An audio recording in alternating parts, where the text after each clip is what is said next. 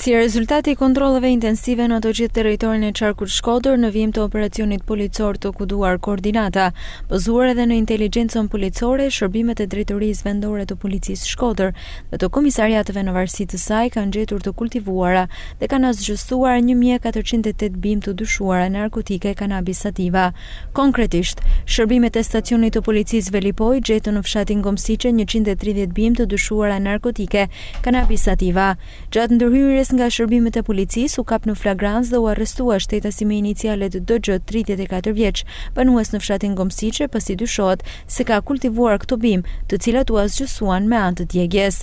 Ndërkohë, shërbimet e komisariatit të policisë Vauidejës gjetën në territorin e njësisë administrative të Mal dhe asgjësuan 1278 bimë të dyshuara narkotike e kanabis sativa.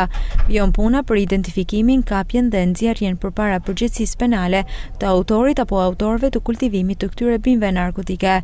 Operacioni antikanabis i koduar Koordinata vion.